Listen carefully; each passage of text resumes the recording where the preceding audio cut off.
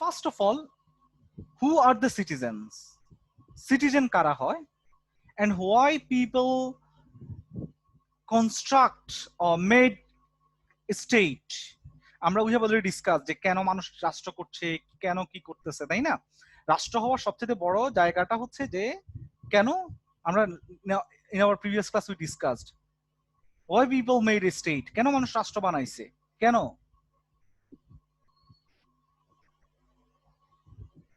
Anyone? কেন মানুষ রাষ্ট্র বানাইছে? Anyone can share?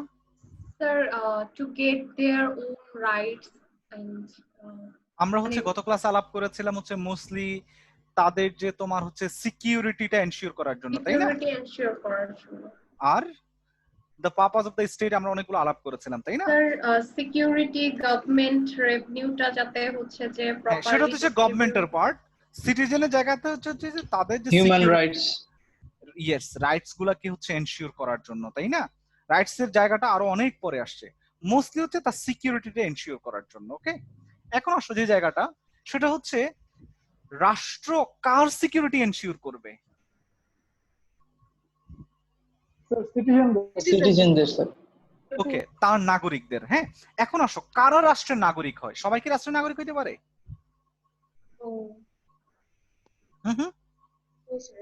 সবাই রাষ্ট্রের নাগরিক হইতে পারে? কারা রাষ্ট্রের নাগরিক হয়?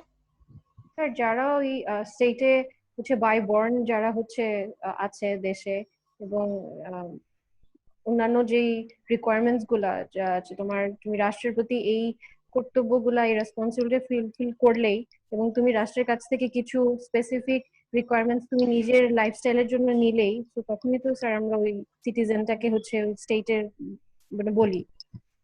ওকে, সো একটা হচ্ছে বাই বার্থ, তুমি বলছো যে যে কেউ সিটিজেন হইতে পারে। হ্যাঁ, আমরা হচ্ছে নানান ফর্মের সিটিজেনশিপ আছে। একটা হচ্ছে বাই বার্থ, তাই না? থিংক অ্যাবাউট বাই বার্থ, আমরা অটোমেটিক্যালি উই ক্যান তোমার হচ্ছে entitle citizenship. On the other hand তোমার হচ্ছে through legal process, such as many of the Bangladeshi migrants, those who have migrated to America, UK, Australia, you know, many of them, they entitle the citizenship after certain period of time, তাই না? How they entitled? যে তারা সেখানে থাকে, সেখানে কিছু procedure আছে, সেগুলোকে মেনটেইন করা লাগে, তাই না? যেমন ইউকে তে দেখা যায় যে কি, if you live there for certain period of time, that means for 10 years, you will get ILR, তাই না? যেমন এটাকে অনেকে আমেরিকাতে বলে green card, then you will get citizenship. আরেকটা হচ্ছে তোমার হচ্ছে through asylum, if you feel threatened that your life will be endangered in your home country, then many people they fled their own country, এবং হচ্ছে তারা কি করে অন্য রাষ্ট্রে গিয়ে বেসিক অ্যাসাইলাম, রাজনৈতিক আশ্রয় চায়। এবং রাজনৈতিক আশ্রয় চাওয়ার পরে, যেমন ব্রিটেনের প্রেক্ষাপটে অনেকে আশ্রয় চায়, রাজনৈতিক আশ্রয় চাওয়ার পরে আফটার 5 years তাদেরকে মানে হচ্ছে সিটিজেনশিপ দেওয়া হয়। সো সিটিজেনশিপটা নানান ভাবে, আবার হচ্ছে কেউ সম্মানের সহিতও দেওয়া হয়, যে যেমন বাংলাদেশের প্রেক্ষাপটে দেখো না, যে বাইরের না অনেক নাগরিককে সম্মান সূচক যে you are the citizen of Bangladesh, তাই না? যে মানে because of myriad of reasons, তাই না? নানান কারণে দিতে পারে। যেমন বাংলাদেশের ক্রিকেটের মানে ক্রিকেট খেলার মধ্যে হচ্ছে খুবই ভালো অবদান রাখছিল একজন কোচ ছিল, গর্ডন গ্রিনিচ, মনে আছে তোমাদের? ওয়েস্ট ইন্ডিজের। এটা তোমাদের ছোটবেলায়, তোমাদের জন্মের আগে। হ্যাঁ, আমাদের ছোটবেলায়, সরি তোমাদের না, আমাদের ছোটবেলায় বাংলাদেশ যখন ওই যে ওয়ান ডে স্ট্যাটাস পাইছে, আরো কি কি জানি, এই যে পাকিস্তানকে হারাইলো ওয়ার্ল্ড কাপে, তখন তাকে সম্মান সূচক যে হি ডিড মেনি থিং, তাই না? তো ওই জন্য তাকে সিটিজেনশিপ দিছে। আচ্ছা, সো আমরা বলতেছি সিটিজেনশিপ অটোমেটিক্যালি বাই বার্থ পায়, তাই না? তোমার হচ্ছে পলিটিক্যাল ডিসিশনের কারণে পায়, নানান কারণে সিটিজেন নানান ওয়েতে পায়। কিন্তু দেখো, সবাই কি সিটিজেন হয় বাই বার্থ? তানজিমা, সবাই কি সিটিজেন হয়? তানজিমা, সবাই কি সিটিজেন হয়? বাই বার্থ তো লাইক না, সবাই থাকে না, বাট রাইটস গুলো বাই বার্থই থাকে, কিছু রাইটস।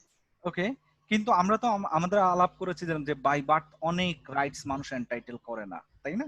না, বাই বার্থ অনেক রাইট থাকে না, কিন্তু এটা নিয়ে নিতে হয়, লাইক ওগুলো আমরা এনশিওর করতে পারি। ইয়েস, সো তোমার হচ্ছে সিটিজেনশিপটা হচ্ছে it is something like that, যে আমরা বলছি বাই বার্থ, কিন্তু আমরা দেখছি বাই বার্থ কিন্তু সিটিজেনশিপ পাচ্ছে না। থিংক অ্যাবাউট দ্য রোহিঙ্গাস, কোন দেশের সিটিজেন ওরা? কোনো দেশের না। কোনো দেশের না, নট ইয়েট। ওকে, সো কোন দেশ না, দেখছো? এজন্যই এখন পর্যন্ত এদিক থেকে ওদিক যাচ্ছে, সরি, লাইক এজন্যই এখন পর্যন্ত ওরা কোথাও স্টেবল না। সো লাস্ট পর্যন্ত হচ্ছে বাংলাদেশে সে হচ্ছে মানে আস্থানা তো পাইছে, ইয়েস, কিন্তু not all of them. So আমরা দেখছি যে মানুষ বাই বর্ন মানুষ সিটিজেনশিপ পাচ্ছে না।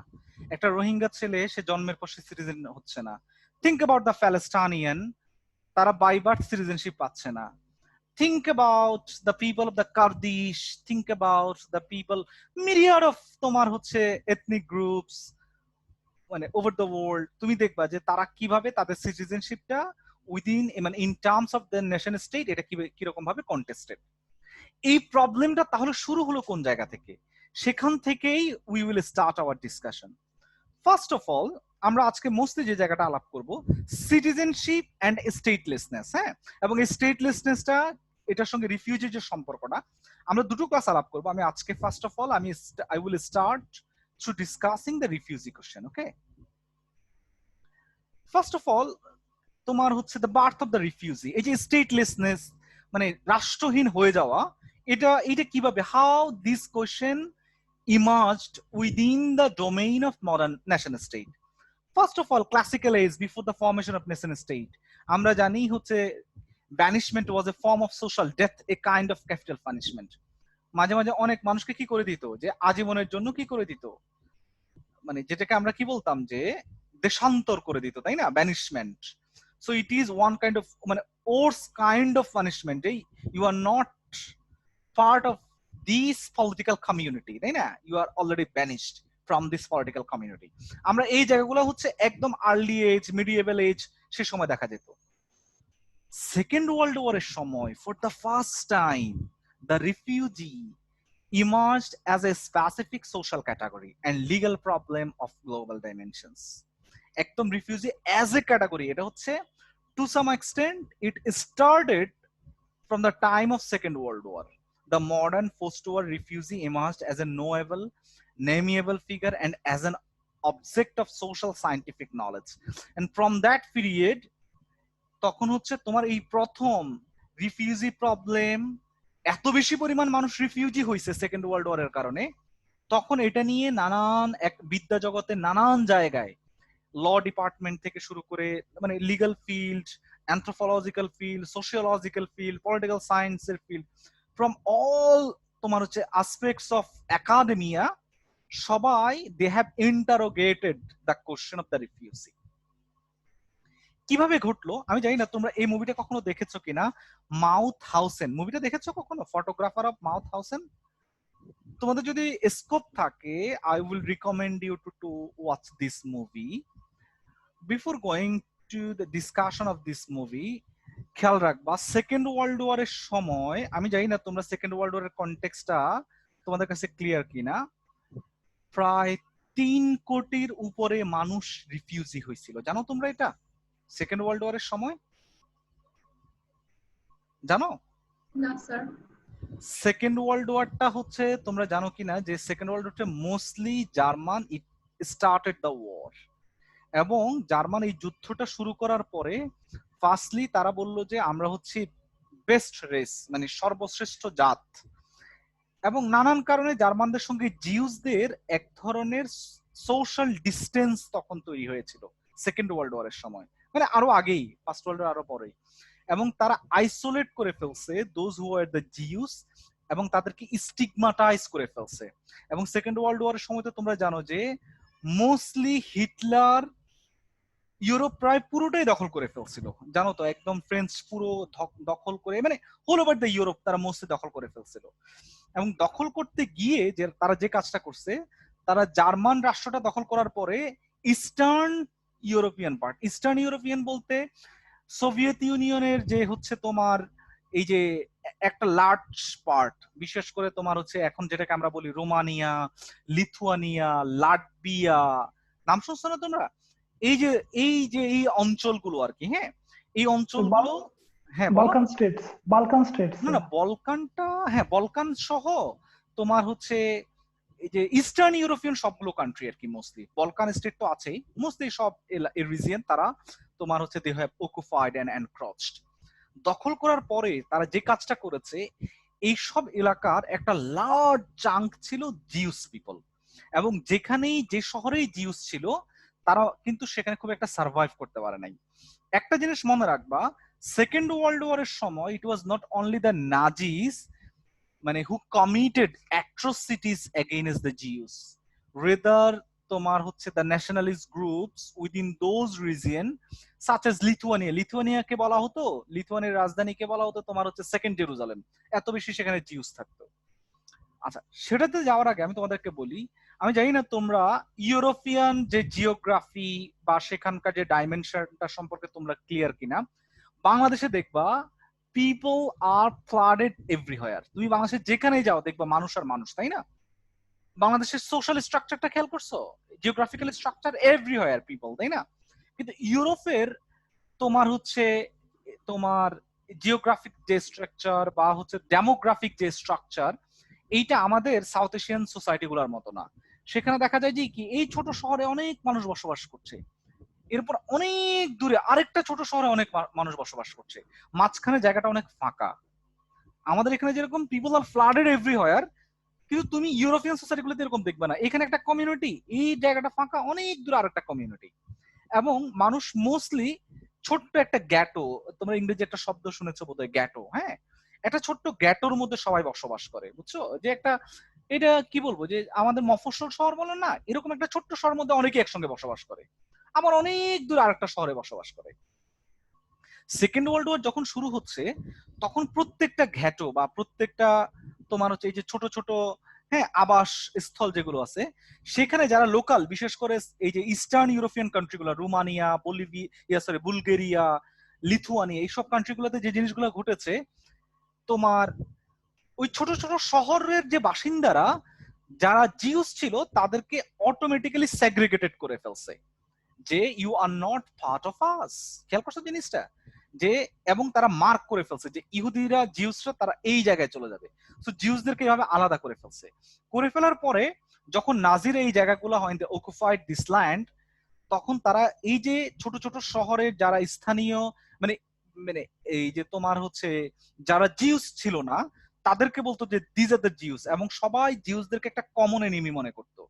এটা নানান কারণ আছে, ইউরোপিয়ান চিন্তার মধ্যে জিউসদেরকে, মুসলিমদেরকে, হ্যাঁ, আদারিং করার একটা মানে ভয়ঙ্কর তোমার হচ্ছে সাইকো অ্যানালিটিক্যাল জায়গাও আছে, আমরা সেগুলো নিয়ে আরেকদিন আলাপ করবো। বাট সেকেন্ড ওয়ার্ল্ড ওয়ারের সময় এটা হচ্ছে জিউস কমন এনিমি হয়ে গেছিল। তো তারা কি করতো, জিউসদেরকে এই বলতেছে যে জিউস তোমার হচ্ছে ঘ্যাটো, তো জিউসদের সবাইকে তখন ইজিলি আইডেন্টিফাই করে ফেলতো। একটা ছোট্ট শহর, বুঝো না, ছোট্ট শহরে কোথায় কারা বসবাস করে ইজিলি ক্যান আইডেন্টিফাই। আর সেখানকার লোক, স্থানীয় লোকরা যদি এটা মানে মানে আইডেন্টিফাই করে দেয় যে দিস গ্যাটো ইট ইজ মানে ফর জিউস পিপল, তখন এইভাবে তাদেরকে ইয়ে করে ফেলতো। তো এদের সবাইকে নিয়ে কি করতো, কোনো একটা তোমার হচ্ছে দেখা যেত একটা কূপ খনন করতো, বা হচ্ছে একটা নদীর পাড়ে নিয়ে যেত, লেকের পাড়ে নিয়ে যেত, নিয়ে গিয়ে সমানে তাদেরকে দিয়ে, হ্যাঁ, গর্ত খনন করে এরপর তাদেরকে সেখানে মেরে ফেলতো। এবং সবচেয়ে ভয়ঙ্কর ওর্স ফর্ম ছিল এরকম যে দেখা যেত কি মানে নাজিরা তারা তাদের অস্ত্রগুলাকেও মাঝে মধ্যে তারা বাঁচাইতে চেষ্টা করতো আর কি। চিন্তা করলো আমি যদি 3জনকে 4জনকে মারি তাহলে আমার 4টা বুলেট খরচ হবে, এই জন্য কি করতো, তারা 4জন মানুষকে একসঙ্গে বাঁধতো, বেঁধে একজনকে গুলি করতো, একজনকে গুলি করলে সে নদীর মধ্যে পড়ে যেত, বাকি 3জন একসঙ্গে মারা যাচ্ছে। বুঝেছো জিনিসটা? এটা কিভাবে ফাংশন করেছে, মানে খুব ওর্স ওয়েতে। এবং এই যে মাস মার্ডার গুলা, এই যে জেনোসাইড গুলা, এই জিনিসগুলো ঘটেছে কিসের মধ্যে দিয়ে জানো, যে হচ্ছে তোমার স্থানীয়দের, তোমার হচ্ছে লোকাল যারা ছিল তাদের সহায়তায়। সো এই জিনিসগুলো ঘটেছে, সবাই তাদের যে পলিটিক্যাল কমিউনিটি, সেই পলিটিক্যাল কমিউনিটিতে জিউসদেরকে তারা কোনো একটা পার্ট মনে করতো না।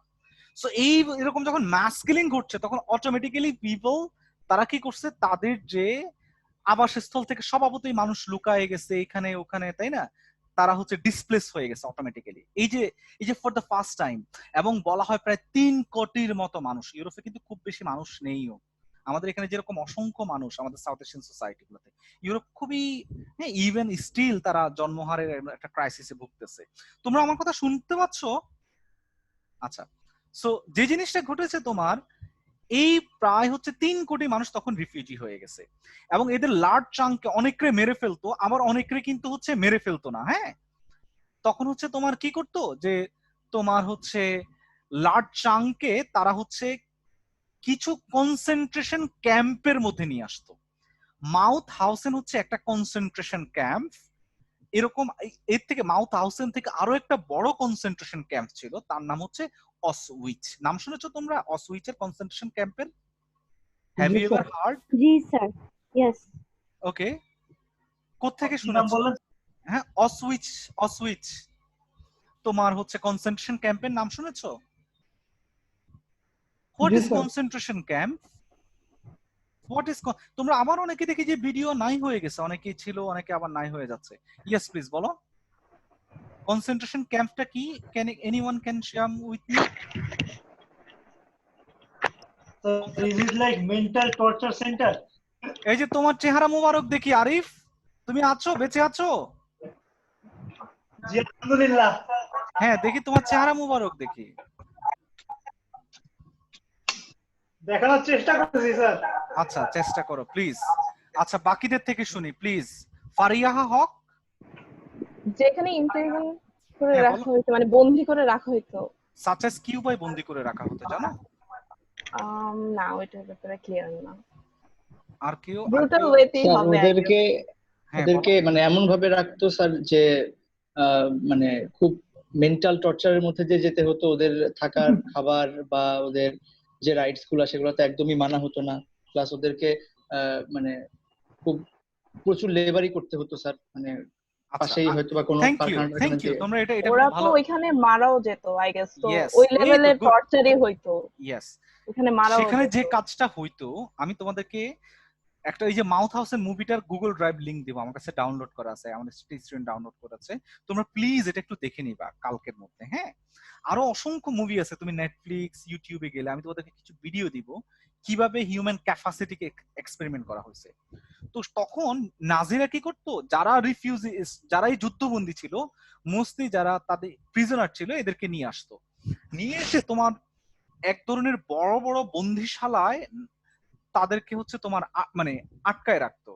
সো যারা জিউস ছিল তাদের এক ধরনের বন্দিশালায় A grade B grade prison ছিল, তাই না? সো যারা জিউস ছিল ওদেরকে একটা জায়গায় আটকাইতো, এবং তাদেরকে আটকানো এমন অবস্থা যে আফটার সার্টেন পিরিয়ড টাইম তাদেরকে কোনো খাবার টাবার দিত না। স্টারভেশনে একটা সার্টেন অংশ অটোমেটিক্যালি মারা যেত। এরপরে তারা কি করতো, যে তোমার তাদের প্রত্যেকটা কনসেন্ট্রেশনের পাশে বড় বড় হচ্ছে তোমার, এটার নাম কি, এই যে অস্ত্রাগার বা হচ্ছে ইন্ডাস্ট্রিয়াল, মানে তোমার হচ্ছে, হ্যাঁ বিভিন্ন ইন্ডাস্ট্রি তৈরি করতো, এবং ইন্ডাস্ট্রিতে তাদেরকে ফোর্স লেবার আকারে তাদেরকে কি করাইতো, কাজ করাইতো। এবং কিছু কিছু ভয়ঙ্কর, এত এত ভয়ঙ্কর কাজ করাইতো, তারা মনে করতো যে এই কাজ করতে গিয়ে আস্তে আস্তে এই লোকটা অটোমেটিক্যালি তারা মারা যাবে। কারণ রিফিউজি, তারা মানে এত ভয়ঙ্কর ভাবে তাদেরকে এক্সপেরিমেন্ট করছে। রিফিউজিদের নানান ক্যাটাগরি ছিল, যে জিউস রিফিউজি, তারপর কমিউনিস্ট রিফিউজি, যারা সোভিয়েত কমিউনিস্ট ছিল বা স্প্যানিশ কমিউনিস্ট ছিল, তাদেরকে নানান ভাবে তারা এইভাবে ক্যাটাগরি করেছে। তো এইভাবে যখন তারা এইভাবে ক্যাটাগরি গুলো করেছে, যে তুমি এই মুভিটা দেখবা, মুভিটা দেখলে বুঝতে পারবা যে কিভাবে হিউম্যান ক্যাপাসিটিটাকে তারা এক্সপেরিমেন্ট করেছে। মেজরিটি অফ দেম তারা স্টারভেশনে মারা যেত। আবার একটা লার্জ চাঙ্ক কি করতো তাদের উপর, এই যে আমরা আজকে যে মডার্ন মেডিসিন দেখি, তোমরা হ্যাঁ তোমরা মডার্ন মেডিসিন দেখো না, যে আজকের যুগের আধুনিক চিকিৎসা বিদ্যা, জার্মানের এখানে হ্যাঁ তোমার হচ্ছে হিউজ ডমিনেন্স। তুমি দেখবা এই মডার্ন মেডিসিন গুলো তৈরি করতে, অনেকগুলো মেডিসিন তৈরি করতে গিনিফিক আকারে হিউম্যান বডির উপর যখন এক্সপেরিমেন্ট করা হয়েছিল, এই এক্সপেরিমেন্টটা মোস্টলি করা হয়েছিল অসউইচ, মাউথ হাউসেন, এই সমস্ত কনসেন্ট্রেশন ক্যাম্পের বন্দীদের উপর, সবচাইতে ভয়ঙ্কর। এবং যে বন্দী তার দিয়ে কোনো ধরনের তোমার হচ্ছে ফিজিক্যাল লেবার করাইতে পারতো না, তাকে তারা স্টারভেশনে মেরে ফেলতো, এক্সপেরিমেন্ট তো করতোই। অথবা তাদেরকে কি করতো, যে একটা গ্যাস চেম্বারের মধ্যে নিয়ে তোমার হচ্ছে গ্যাস অন করে দিত। হ্যাঁ, একটা গাড়ির মধ্যে উঠে দরজা বন্ধ করে ভিতরে গ্যাস অন করে দিত, গ্যাসের মধ্যে অটোমেটিক্যালি সবাই, মানে এই যে খরচটা বেঁচে যেত, অল্প খরচে অনেক মানুষকে মেরে ফেলার যে তোমার হচ্ছে এক্সপেরিমেন্টটা তারা সেটা করেছে। এবং মেরে ফেলার পরে একটা চুল্লি ছিল, চুল্লির মধ্যে তাদেরকে পোড়ায় ফেলতো। এই মুভিটা হচ্ছে তোমার হচ্ছে একজন ফটোগ্রাফারের, যে একজন স্প্যানিশ, সে কমিউনিস্ট ছিল, সে কি করছে, সে ছবি তুলে তুলে যে কি ধরনের এক্সপেরিমেন্ট হয়েছে। সবচেয়ে ভয়ঙ্কর একটা জিনিস মনে রাখবা, মেজরিটি অফ দ্যাম তারা খুবই ব্রুটালি টর্চার্ড ডিউরিং তোমার হচ্ছে ইমপ্রিজনমেন্ট টাইম। আর তোমরা তো জানো, মানুষ যখন সিভিয়ারলি টর্চার্ড হয়, একে তো বড় অংশ মারাই যায়, আর যারা সার্ভাইভার থাকে এরা কিন্তু খুব বেশি দিন বাঁচে না। তুমি দেখবা বাংলাদেশেও যারা রিমান্ডে থাকে, রিমান্ডে যাদেরকে নেয়, বাংলাদেশেও তো সোকল্ড, এগুলো নিয়ে আমি আরেকটা কোর্স পড়াই, anthropology of law and human rights আমি পড়াই, সেটা আমি সে আলাপে যাব না, সেখানে আমরা এই বিষয়গুলো নিয়ে আলাপ করি, টর্চার, আমি সে আলাপগুলোতে যাব না। আমি যেটা বলতেছি যে যারা হচ্ছে মোস্টলি তোমার হচ্ছে টর্চার্ড হয়, হ্যাঁ, এবং এটা জুডিশিয়াল প্রসেসের অংশ আকারেই কিন্তু টর্চার্ড হয় নানান জায়গায়। তো এই টর্চার হওয়ার পরে ইভেন কেউ যদি সার্ভাইভার আকারে বেরিয়েও যায়, তারা কিন্তু তুমি দেখবা তারা কিন্তু খুব বেশি দিন বাঁচে না।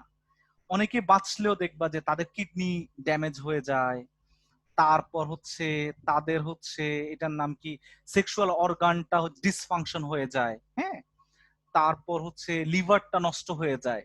এবং এই যে দেখো এই যে ফটোগ্রাফার অফ মাউথ হাউস, এটা কিন্তু একটা true based own true story ছিল, এবং এইটার যিনি হচ্ছে তোমার ফটোগ্রাফার ছিলেন ও কিন্তু বেশি দিন বাঁচে নাই, মারা গেছে। এই জন্য দেখবা যারাই হচ্ছে টর্চার্ড হয় যে কোনো জায়গায় তারা কিন্তু খুব বেশি দিন বাঁচে না, কারণ হিউম্যান বডি তো ভাই এটা খুব একটা ফাংশন করে না। এবং এটা যে কি নাস্টি ওয়েতেই যে এক্সপেরিমেন্ট গুলো হয়েছে ইউরোপিয়ান কনটেক্সটে, তখনই কিন্তু এই রিফিউজি প্রবলেমটা ইউরোপে একটা একটা মেজর প্রবলেম আকারে তখন হচ্ছে তোমার ডেভেলপ করেছে। সো তোমরা এই জায়গাটা তোমরা ক্লিয়ার যে ইউরোপে কিভাবে এই প্রবলেমটা ডেভেলপ করেছে, রিফিউজি প্রবলেমটা ক্লিয়ার? Any question? কিচ্ছু বুঝো নাই, কোনো কনসেপ্ট বুঝো নাই এমন কেউ আছো? ফার্দার ক্লারিফিকেশন নিডস কেউ আছো? I guess it's pretty clear. ওকে ওকে, তোমরা সবাই এই Yes, sir. জায়গাটা ক্লিয়ার তো? সো জি, কিভাবে স্যার। ইউরোপে এই জিনিসগুলো ঘটেছে। এখন আসো জি, যে জায়গাটাতে ইউরোপে 3 কোটি মানুষের মধ্যে রিফিউজির মধ্যে কিন্তু 1 কোটি বেঁচে ফিরেছিল, বাকি 2 কোটি আর বেঁচে ফিরে নাই। এই যে নানান ধরনের অসুইচ কনসেন্ট্রেশন ক্যাম্প থেকে শুরু করে, মানে বুঝছো তোমার শরীরে নানান ধরনের ঔষধের এক্সপেরিমেন্ট হচ্ছে, তুমি খাওয়ার পাচ্ছ না, সেক্সুয়ালি অ্যাসল্টেড হচ্ছ মেয়ে বলে, ফোর্স লেবার করছো, এবং লেবার দিতে দিতে দেখা যায় যে কি মাউথ হাউসেনের একটা বড় পাহাড় ছিল, ওদেরকে বলতো যে তোমরা পাথর উত্তোলন করবা, উপরে ইন্ডাস্ট্রি করছে, সো পাথর পড়ে পড়ে মারা যেত। তারা চিন্তা করতো যে কেন কিভাবে মারা যায়, মানে হিউম্যান ক্যাপাসিটির সবচেয়ে ওর্স ফর্ম অফ এক্সপেরিমেন্টটা ঘটেছে আসলে সেকেন্ড ওয়ার্ল্ড ওয়ারের সময়।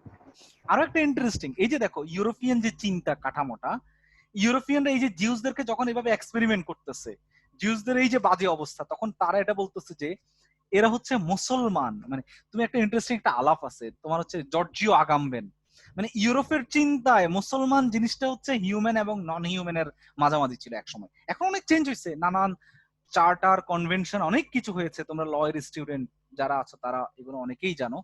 কিন্তু দেখো ইউরোপের সে যখন চিন্তা ছিল, তুমি দেখো একটা মানে সাব হিউম্যান ক্যাটাগরি আকারে জিউস মুসলমানদেরকে তারা তখন ট্রিট করতো, খুব বাজে অবস্থা। এই যে 3 crore যারা রিফিউজি ছিল তারা কি জিউস আর মুসলিমই ছিল? না না, মুসলিম তো ইউরোপে ছিলই না, মুসলিম তখন তো মুসলিম ছিলই না, কিন্তু জিউসদের কন্ডিশনকে তারা মনে করতো যে না তারা এখন মুসলমানের ক্যাটাগরিতে আসছে, মানে তখন তারা ট্রিটটা এইভাবে করতো আর কি। স্যার 3 কারণ crore সবাই ওরা জিউসই ছিল, রাইট? মোস্টলি জিউস ছিল, অনেকেই ছিল কমিউনিস্ট ছিল, মানে সোভিয়েত, তখন সোভিয়েত ইউনিয়ন নামে একটা কমিউনিস্ট রাষ্ট্র ছিল তাই না, এবং স্পেনে কমিউনিস্ট রাষ্ট্র ছিল, অনেক জায়গায় তখন মানে কমিউনিস্ট যারা ছিল তাদেরকেও তারা শত্রু মনে করতো, বুঝছো, তাদেরকেও তারা বন্দী করে ফেলছে। তো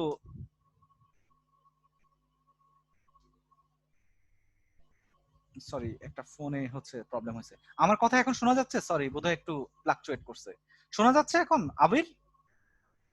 জি স্যার। শোনা যাচ্ছে স্যার। Okay good. আচ্ছা, সো এই যে এক্সপেরিমেন্টটা করতো, এবং এই এক্সপেরিমেন্টটাকে তারা হচ্ছে এই যে ওর্স এক্সপেরিমেন্টটা তারা ইতিহাসে করেছে, হ্যাঁ, এইটা মানে এইটার কারণেই কিন্তু আজকে রিফিউজি থেকে শুরু করে নানান ধরনের আলাপ আলোচনা কিন্তু it started from then.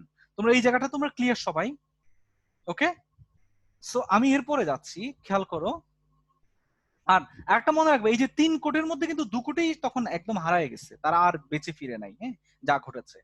So refugee, এই যে জায়গা যারা রিফিউজি হয়ে গেছে মেজরিটি অফ দেম, তারা হয়তোবা যে দেখো যুদ্ধের পরে তারা ফিরে এসে কখন এটার অংশ হতে পারছে কখনো হতে পারে নাই, দ্যাট ইজ ডিফারেন্ট। হ্যাঁ, খেয়াল করো, refugee have not always been institutionally or discursively approached as an international humanitarian problem before 1951.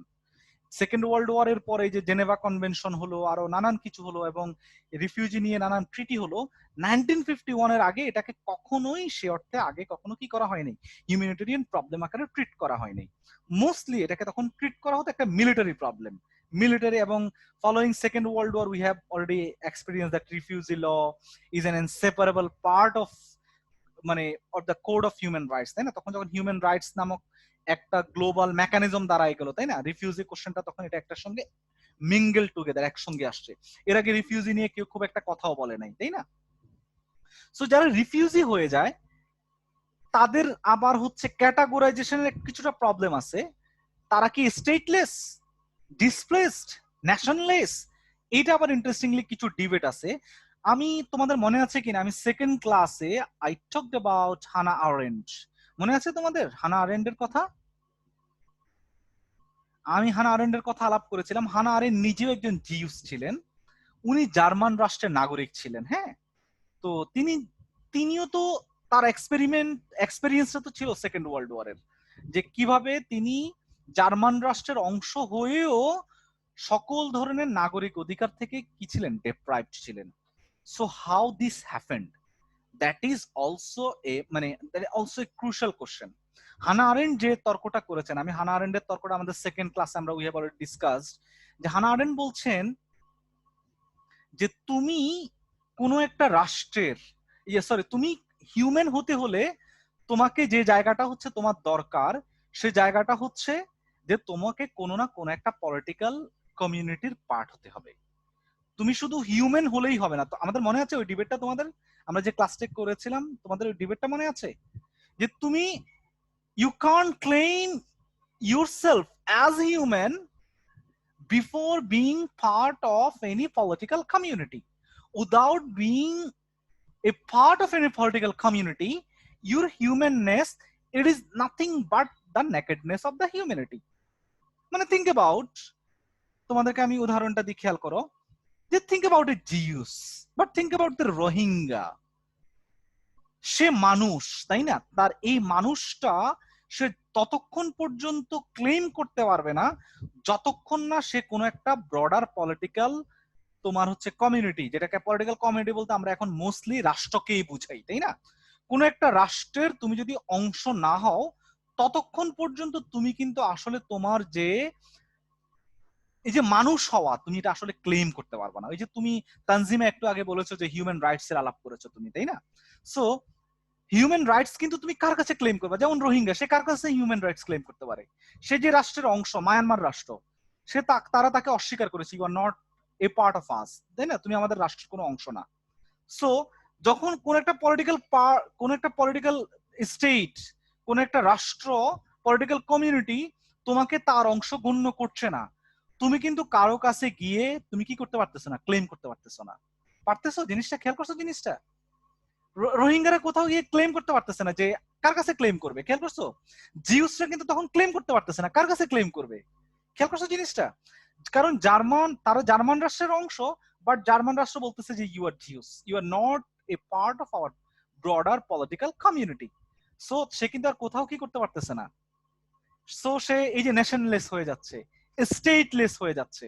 আবার ডিসপ্লেস মানে যখন সে ফোর্সলি এটা ডিসপ্লেস হয়ে যাচ্ছে, তাই না?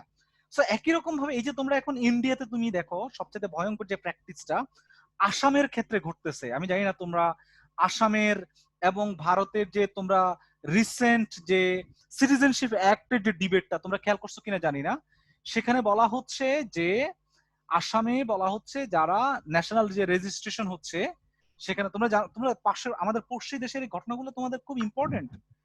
কারণ সব জায়গায় এই যে আমাদের পড়শি দেশের প্রবলেম গুলা তারা কি করতেছে, তারা আসামের যে বাসিন্দা তাদেরকে বলতেছে they are not Assamese, rather they have migrated from Bangladesh, তারা বাংলাদেশি। একই রকম ভাবে রোহিঙ্গাদেরকে বলছে তারা বাংলাদেশি। দেখছো তোমরা এই প্রবলেম গুলো? খেয়াল করছো জিনিসটা? They are not being considered as part of that political community. So দেখো এই যে আসামের যখন এই লার্জ চাঙ্ক অফ পিপলকে তারা যখন কি করে দিচ্ছে যে তুমি সিটিজেন না, সে এখন কার কাছে ক্লেম করতে পারতেছে? খেয়াল করছো জিনিসটা? ওদের অনেকেই কিন্তু ডিটেনশন ক্যাম্পে ওদেরকে আটকা নিয়ে যাচ্ছে, তাই না? হয়তোবা বাংলায় ওই যে পশ্চিম বাংলায় তারা শুরু করার জন্য অলরেডি পায়তারা করতেছে, যদিও মমতা ব্যানার্জি অনেক চেষ্টা করতেছে জিনিসটাকে থামানোর জন্য। কিন্তু দেখো এই জিনিসগুলো যখন ঘটবে, হোয়াট উইল হ্যাপেন? একটা স্কুলের মাস্টার পড়াচ্ছে, তার সিটিজেনশিপ যখন স্থগিত হয়ে যাবে, তার মানে তার হচ্ছে দেখবা যে তার সে আর স্কুলে পড়াইতে পারবে না, পরের দিন তাকে ডিটেনশন ক্যাম্পে নিয়ে যাবে। আসামে যে জিনিসটা ঘটতেছে, সো এই যে দেখো এই জিনিসগুলো কিন্তু ওয়ার্ল্ড ওয়াইড, এটা ফার্স্ট ইট স্টার্টেড মানে ইন লার্জার চাঙ্ক, হ্যাঁ, ইউরোপের কনটেক্সট এটা ঘটেছে, কিন্তু এখন এটা আর ইউরোপের কনটেক্সটে ঘটতেছে না, এখন মস্তি দেখো আমাদের কনটেক্সটে। এবং আমরা বাংলাদেশিরাই তো সবচেয়ে বড় ভিকটিম ছিলাম 71-এ, মনে আছে তোমাদেরকে? যখন আমাদেরকে বলা হচ্ছে যে তোমরা তো ঠিক মতো পাকিস্তানি হও নাই, খেয়াল করছো জিনিসটা, তাই না? তোমরা তো হচ্ছে ইন্ডিয়ান চর, মনে আছে না তোমাদের 71-এর ন্যারেটিভ গুলা? হ্যাঁ, সো দেখো তোমার হচ্ছে লার্জ চাঙ্ক যারা হচ্ছে বাংলাদেশের মানুষ যারা, হ্যাঁ, পাকিস্তান স্টেটের মধ্যে তারা কিভাবে আইসোলেটেড হয়ে গেছে। সো এই স্টেট থেকে তুমি যখন আইসোলেটেড হয়ে যাবা, এই স্টেট যখন তোমাকে রিকগনিশনটা করবে না, তখন কি হয়ে যাবে যে তুমি you don't have any space where you can claim your human rights. পৃথিবীতে তো কেউ তোমাকে স্পেস দিবে না। রোহিঙ্গা কোথাও তারা তাদের হিউম্যান রাইটসটা ক্লেম করতে পারছে না।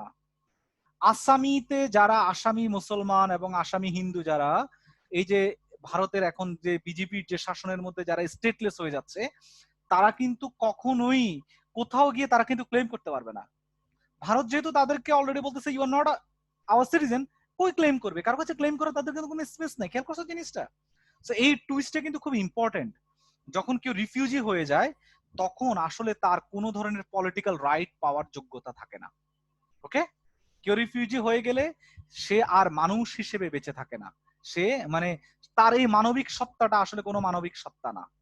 সো তোমার কোনো রাজনৈতিক করতে পারে না, ফলে ফলে তোমার কোনো ধরনের তোমার হচ্ছে এই যে আমরা এই জন্যই বলি কেন পলিটিক্স ইম্পর্টেন্ট, আমরা অনেকে বলি আই হেট পলিটিক্স, তাই না? এই যে পলিটিক্স ছাড়া, চিন্তা করো, তোমার একটা পলিটিক্যাল আইডেন্টিটি ছাড়া, without being citizen of a specific political community, তোমার হিউম্যাননেস, মানুষ সত্তাটা আর মানুষ সত্তা থাকে না, পাশবিক সত্তা মানে পশু সত্তায় এটা রূপান্তরিত হয়। রোহিঙ্গাদের জীবন দেখো কি পরিমাণ, দেখেছো কখনো? আমি জানি না তোমরা কখনো দেখেছো কিনা। ইভেন রোহিঙ্গা ক্যাম্পে গেছো কখনো? তোমাদের দেখা উচিত। আমাদের এখানে এক সময় রিফিউজি ছিল, এই যে বিহারি রিফিউজি, কখনো দেখছো? কখনো রিফিউ হওয়া যে কি কষ্টের, মানে আমরা তো রিফিউজি ব্লাইন্ড, তো আমরা জানি না, হ্যাঁ, কারণ আমরা তো একটা রাষ্ট্র পাইছি, আমাদের সব নাগরিক অধিকার আছে। দেয়ার আর প্রবলেমস, আমাদের গণতান্ত্রিক পরিবেশে অসংখ্য প্রবলেম আছে, সেটা নিয়ে আমরা ডিসকাস করব। কিন্তু দেখো দিন শেষে আমরা একটা রাষ্ট্রের নাগরিক হিসেবে আছি, কিন্তু রাষ্ট্রের নাগরিক না হয়ে বেঁচে থাকাটা যে কি কষ্টের, এটা যারা মানে এই কষ্টটা ফিল করেছে একমাত্র তারা এই জিনিসটা মানে এই প্রবলেমটা তারা ফেস করতে পারবে। তো আচ্ছা, এখন আসো তোমার হচ্ছে এই যে যেটা আমি বলতেছি যে ক্যাটাগরাইজেশনে কিছুটা প্রবলেম আছে। যেমন বিহারিরা হচ্ছে তারা স্ট্র্যান্ডেড পাকিস্তানিজ বাংলাদেশের প্রেক্ষাপটে বলে, তারা কিন্তু মোস্টলি স্ট্র্যান্ডেড পাকিস্তানিজ যে অর্থে বলা হয়, খেয়াল করো, এই বিহারিরা কিন্তু মোস্টলি ইন্ডিয়ান জায়গা থেকে আসছে, বিহার থেকে আসছে। বাংলাদেশের বিহারি প্রবলেমটা সম্পর্কে তোমরা জানো কিনা আমি জানি না। মোস্টলি তোমার যখন বিহার কিন্তু খুব বেশি বাংলাদেশ থেকে দূরে না, বাংলাদেশ একটা দিনাজপুর একটা জেলা আছে না, দিনাজপুরের পার্বতীপুর একটা স্টেশন থেকে পরের স্টেশনে কিন্তু কিষানপুর, মানে দিনাজপুর পার হইলে কিন্তু বিহার, হ্যাঁ, ছোট্ট মাঝখানে একটু পশ্চিমবঙ্গের দিনাজপুর, উত্তর দিনাজপুরটা আছে, মানে একটু 16 মাইল পরেই কিন্তু কিষানপুর, বিহার শুরু। বিহারের লার্জ চাঙ্ক একসময় 47-এর আগে, কেলকাতা তো তখন আমাদের রাজধানী ছিল, কেলকাটার তোমার হচ্ছে তারা ইন্ডাস্ট্রি শ্রমিক ছিল। তো যখন 47-এ যখন কি হয়ে যাচ্ছে, 47 হয়ে যাচ্ছে, ভাগ হয়ে যাচ্ছে, তখন একটা লার্জ চাঙ্ক অফ তোমার হচ্ছে এই যে ইন্ডাস্ট্রির তোমার শ্রমিক যারা ছিল, লেবার যারা ছিল, এরা কেলকাটাতে, যেমন তোমরা তো জানো হাসান ইস্পাহানি নাম শুনছো না? ইস্পাহানি তখন মুসলিম লীগের এই যে মানে ট্রেজারার ছিল, তাদের অনেক ইন্ডাস্ট্রি ছিল তোমার ইস্পাহানিদের, হ্যাঁ, এই যে কেলকাটাতে, তাদের সকল ইন্ডাস্ট্রি তারা ঢাকায় চিটংয়ে শিফট করছে। এই যে তোমার এই যে তেজকা ইন্ডাস্ট্রিয়াল এরিয়া তোমরা নাম শুনবা, Kadamtali industrial area, Tongi industrial area, তাই না? কেলকাটার অনেক ইন্ডাস্ট্রি তখন এই সব জায়গায় তোমার হচ্ছে শিফট করছে। তো কেলকাটার ইন্ডাস্ট্রির সঙ্গে সঙ্গে অনেক কেলকাটার বাসিন্দা 47-এ they have migrated from Calcutta to Bangladesh. কারণ এরা আবার বিহার থেকে এসে ক্যালকাটায় কাজ করতো, এটা একটা চাঙ্ক। আরেকটা হচ্ছে তোমরা জানো কিনা 46-এ ক্যালকাটাতে একটা দাঙ্গা হয়েছিল, গ্রেটার ক্যালকাটা তোমার হচ্ছে হ্যাঁ রায়ট হয়েছিল। ওই দাঙ্গাটাতে নানান তোমার হচ্ছে এটা একটা নানান তোমার হচ্ছে ডাইভার্স আসপেক্ট ছিল। দাঙ্গাটা হিন্দু মুসলমান মুসলিম দাঙ্গা হয়েছিল।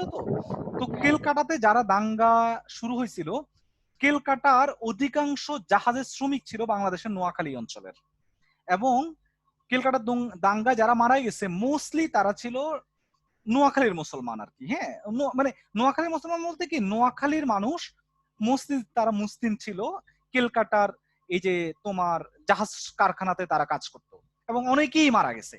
এটার রেশ ধরে কিন্তু নোয়াখালীতে আবার তোমার হিন্দুদের বিরুদ্ধে একটা ম্যাস কিলিং হয়েছে, অনেক হিন্দুদেরকে তোমার হচ্ছে দাঙ্গায় মেরে ফেলছে 46-এ। হ্যাঁ এই দাঙ্গাটা করছে। নোয়াখালীর দাঙ্গার আবার রেশ ধরে এই যে বিহার কিন্তু বললাম না তখন দিনাজপুর থেকে খুব বেশি দূরে না, তখন কিন্তু সবাই একটা ব্রডার পলিটিক্যাল কমিউনিটির পার্ট ছিল, তাই না, ব্রিটিশ ইন্ডিয়া। তখন বিহারে কিন্তু অসংখ্য তোমার এরকম হচ্ছে তখন আবার মুসলিম কিলিং হচ্ছিল। সো 47 যখন হচ্ছে তখন কিন্তু দুই দিক থেকেই প্রচুর মানুষ মাইগ্রেশন হয়েছে, এবং বলা হয় পৃথিবীর ইতিহাসে সবচাইতে বেশি মাইগ্রেশন, তাই না, বলা হয় যে 47-এর সময় ঘটেছে।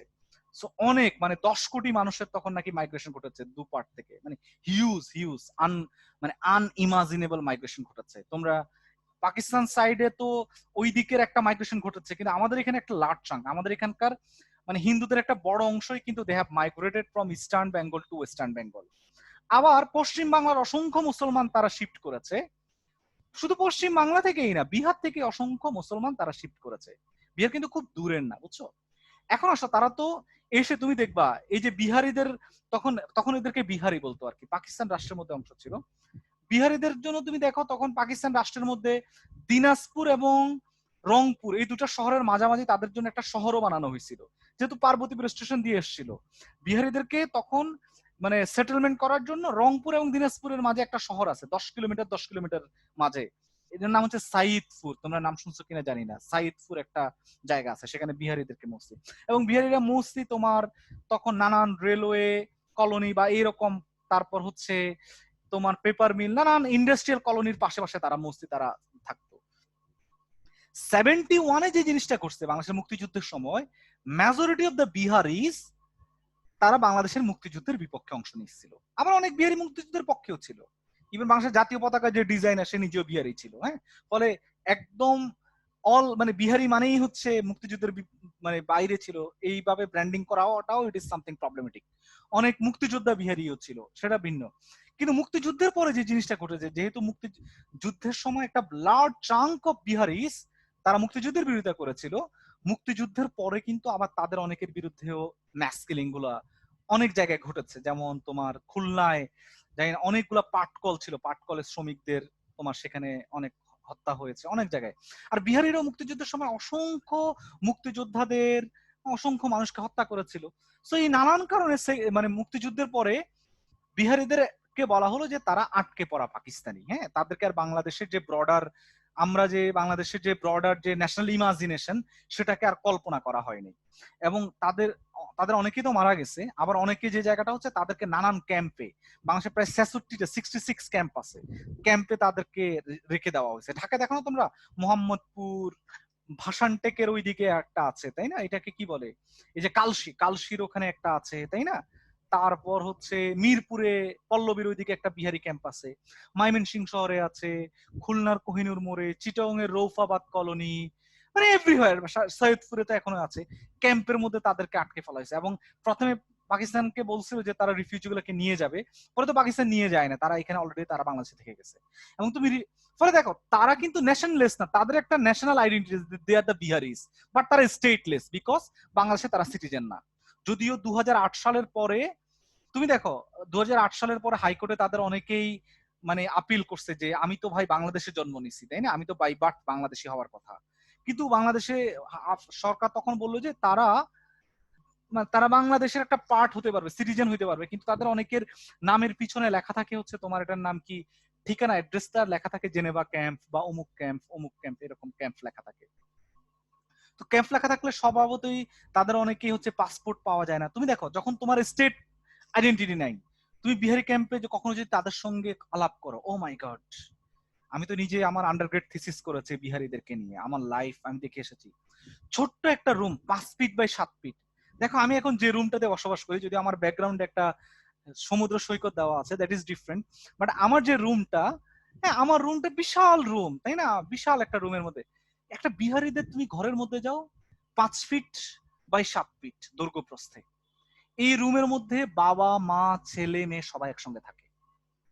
আমাকে একজন আমাকে বলছিল, ভাই চিন্তা করেন আপনার ছেলে মেয়ের সামনে এই যে আমরা হাজব্যান্ড ওয়াইফ একসঙ্গে থাকি, মানে ক্যান ইউ জাস্ট ইমাজিন, দাদা নানি সবাই 5 ফিট বাই 7 ফিট একটা জায়গার মধ্যে থাকে।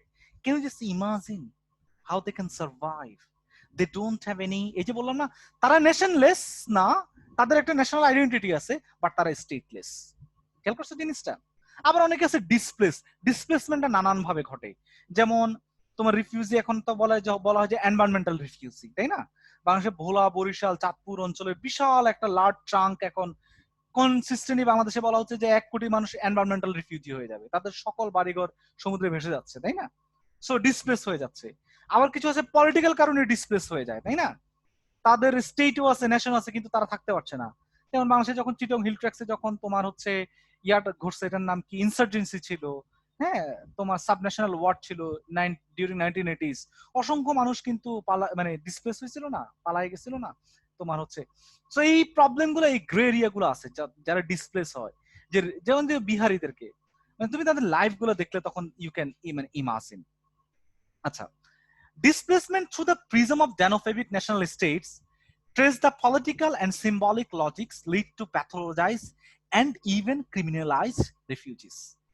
রিফিউজিকে তুমি সারা দুনিয়াতে দেখবা নানান ধরনের লজিক কাজ করে। রিফিউজিদেরকে হচ্ছে তোমার এটার নাম কি, হ্যাঁ এটার নাম কি, সরি আমি 1 মিনিট জাস্ট একটু সময় নিচ্ছি, হ্যাঁ 1 মিনিট একটু বিরতি দিই, তোমরা একটু রেস্ট নাও, হ্যাঁ ওকে, অনেক আলাপ করলাম, ওকে 1 মিনিট।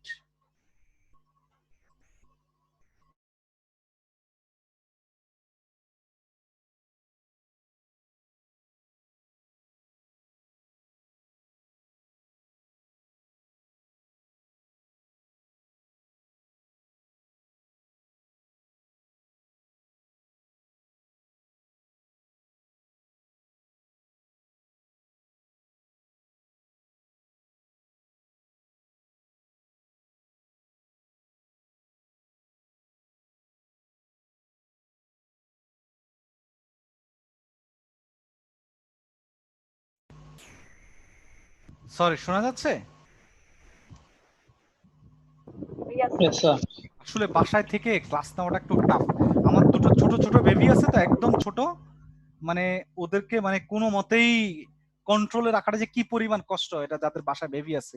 এখন তো মানে এমন এক অবস্থা, হেল্পিং হ্যান্ড মানে বুঝছো, খুব ঝামেলা এই জিনিসগুলো। যাই হোক, সো যে আলাপটা হচ্ছে, তোমরা আমার আলাপটা তোমরা বুঝতে পারতেছো? তোমাদের যদি কোনো ক্লারিফিকেশন থাকে আমাকে জিজ্ঞেস করবা, হ্যাঁ। আচ্ছা, সো রিফিউজি হওয়ার আগে দেখবা যে রিফিউজি বানানোর জন্য বা কাউকে তোমার হচ্ছে স্টেটলেস করার জন্য তুমি দেখবা ওভার দ্য পিরিয়ডস তাদের বিরুদ্ধে সোসাইটিতে এক ধরনের ঘৃণা উৎপাদন করা হয় এবং তাদেরকে প্যাথোলজাইজ করে। যেমন তুমি আসামের উদাহরণগুলো দেখো না, আসামে যারা বললো যে আসামে এখানে বিনদেশি আছে, এটা একদিনেই যে আসামে এনআরসি হয়ে গেছে তা না। আসামের এনআরসিটা তো তোমরা জানো, এই ডিবেট গুলো তো দেখেছো, তাই না? এটা কিন্তু একদিনে ঘটে নাই। তুমি দেখবা 1980 সালে মুভমেন্ট হয়েছে, 90s হয়েছে, নানান ধরনের তুমি দেখবা ফেসবুক মিডিয়া ইন্টারনেটে, তাই না, যারা তোমার যাদেরকে তোমার হচ্ছে পলিটিক্যালি আইসোলেট করা হয় তাদের বিরুদ্ধে এক ধরনের ঘৃণা ছড়ানো হয়। তুমি সব দুনিয়াতে সব জায়গায় দেখবে এই জিনিসগুলোকে প্র্যাকটিস করা হয়। তুমি ইয়াতে রোহিঙ্গাদের কেস দেখো, প্রথম 10 বছর তাদের বিরুদ্ধে কিভাবে ঘৃণা ছড়ানো হয়েছে। তুমি উইগুরদেরকে দেখো, তারপর তুমি হচ্ছে এটার নাম কি, হুতু তুৎসি যে ঘটনাগুলো ঘটেছে রুয়ান্ডাতে, আমি জানি না তোমরা রুয়ান্ডার কেসগুলা তো তোমরা কখনো ফলো করেছো কিনা। তোমার হচ্ছে ডিআর কঙ্গোতে যেগুলো ঘটছে, এটা সারা দুনিয়াতে এই জিনিসগুলো ঘটতেছে, হ্যাঁ। এবং এখন তো আমাদের হাতের কাছে সবচেয়ে ভয়ঙ্কর উদাহরণ হচ্ছে আসাম আর মানে রোহিঙ্গা, এগুলো সবচেয়ে আমাদের।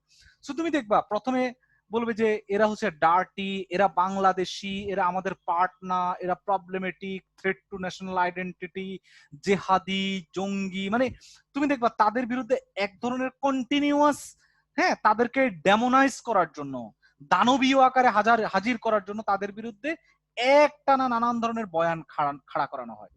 জিউসদের বিরুদ্ধেও ঠিক এই প্রবলেম, মানে এভাবেই প্রথম 10-20 বছর ক্যাম্পেইন করা হয়েছে। ক্যাম্পেইন করার পরে সোসাইটিতে এটা এস্টাবলিশ হয়ে গেছে এই ক্যাম্পেইন গুলা। এরপর তাদেরকে মারার পরে দেখবা যে তাদেরকে মারছে দেন হচ্ছে, এটা আর তখন কি হচ্ছে না, সোসাইটিতে কোনো ধরনের রিয়াকশন তৈরি করছে না। খেয়াল করছো জিনিসটা? সো এই যে তাদেরকে প্যাথোলাইজ করে, ক্রিমিনালাইজ করে, এরা তো জেহাদি, রোহিঙ্গা, ও মাই গড, এরা তো জেহাদি, শেষ করে ফেলছে, তাই না? এই ধরনের তোমার হচ্ছে এই প্রবলেম গুলা সারা জনে ঘটে। আচ্ছা, এখন আমরা এতক্ষণ আমরা যে আলাপটা করলাম, রিফিউজিটাকে আমরা মোস্টলি সেকেন্ড ওয়ার্ল্ড ওয়ারের আগে এটা সারা দুনিয়ার প্রবলেম ছিল না, মোস্টলি ইট ওয়াজ মানে হচ্ছে ইউরোপিয়ান প্রবলেম। কিন্তু এখনকার যে দুনিয়ার যে বাস্তবতা, it is estimated that 97% of the world's refugees remain in third world countries. এখন কিন্তু আর রিফিউজি প্রবলেমটা ইউরোপের প্রবলেম না, এখন এটা সারা দুনিয়ার প্রবলেম হয়ে গেছে। দেখছো, এখন ইউরোপের বাইরে প্রায় রিফিউজিদের 97% হচ্ছে ইউরোপের বাইরের। Decolonisation and super power conflict produce the largest number of refugees. তুমি খেয়াল করো, একটা হচ্ছে ডিকলোনিয়ালিজম কি, তোমরা তো already I have already discuss যে পৃথিবীর এক সময় near about 84% of the total world's land encroached and occupied by few colonial masters, তাই না? তোমাদেরকে আমরা এই আলাপগুলো করেছিলাম না, যে পৃথিবীর প্রায় 84% জায়গায় ইউরোপিয়ান কয়েকটা রাষ্ট্রের দখলে ছিল। তো এই যে দখল থেকে যখন তারা মুক্ত হলো, মুক্ত হওয়ার যে লড়াই, এই মুক্ত হওয়ার লড়াইয়ের মধ্যে আবার দেখবা তাদের নিজেদের কিছু ইন্টারনাল কনফ্লিক্ট থেকে গেছে। ইন্টারনাল কনফ্লিক্ট গুলা থেকেই পরবর্তীতে দেখা যায় যে কি হচ্ছে তোমার, হ্যাঁ, এই যে রিফিউজি প্রবলেম গুলো হচ্ছে ডেভেলপ করেছে। যেমন রুয়ান্ডার ক্ষেত্রে দেখো, রুয়ান্ডাতে মোস্টলি হুতুরা দুটো জনগোষ্ঠী ছিল, হুতু এবং তুৎসি। হুতুরা ছিল সংখ্যাগরিষ্ঠ আর তুৎসিরা ছিল সংখ্যালঘু। তো কলোনিয়াল পিরিয়ডে ওটা হচ্ছে তো বেলজিয়ামের কলোনি, তুৎসি যারা সংখ্যালঘু এরা ম্যাক্সিমাম চাকরি, তারপর রাষ্ট্রীয় সুযোগ সুবিধা মোস্টলি তারা পাইতো। এখন বেলজিয়াম চলে যাওয়ার পরে অটোমেটিক্যালি হুতুরা মনে করতো, ও মাই গড, আমি আজীবন সকল ধরনের, হ্যাঁ, চাকরি বাকরি থেকে বঞ্চিত হয়েছি বিকজ অফ ইউ, তাই না? খেয়াল করছো জিনিসটা? বুঝেছো তোমরা? হ্যালো, শোনা যাচ্ছে? জি স্যার। মানে শোনা যাচ্ছে। একই রকম ভাবে তুমি খেয়াল করো, ইন্টারেস্টিংলি রোহিঙ্গাদের বিষয়ে খেয়াল করো। রোহিঙ্গাদের অনেকেই, বিশেষ করে ইয়াঙ্গুনে একসময় প্রচুর বাঙালি বসবাস করতো, তো আসলেই তো করতো, কিন্তু তখন তো আর এই সময় এরকম মানে ডিফাইন ন্যাশনাল স্টেটের বাউন্ডারি ছিল না, তখন তো পুরোটাকেই মনে করতো যে ব্রিটিশদের কলোনি। সো তোমার মায়ানমারের মধ্যে কি করতো, ব্রিটিশরা দেখতো যে মায়ানমারের লোকরা হচ্ছে মোস্টলি তারা হচ্ছে লেজি অলস টাইপের কাজ টাজ করে না, কিন্তু বাঙালিরা এরা অনেক কাজ করে, ফলে অনেক বাঙালিদেরকে সেখানে নিয়ে গেছে। বাঙালিরাও ছিল মোস্টলি সেখানে অনেক চাকরি বাকরি সবকিছু অটোমেটিকলি তারা পাইতো, তাই না? বাঙালিরা অনেকেই তোমার মানে মায়ানমারে তারা হচ্ছে ভালো পজিশনে ছিল। কিন্তু ব্রিটিশরা চলে যাওয়ার পরে এই যে এখন মায়ানমার একটা স্বাধীন রাষ্ট্র হয়ে গেল, এখন মায়ানমাররা চিন্তা করলো এই যে বাঙালি এরা তো ভাই চাকরি বাকরি তো ম্যাক্সিমাম এরা ব্রিটিশদের সময় পাইছে, তাই না?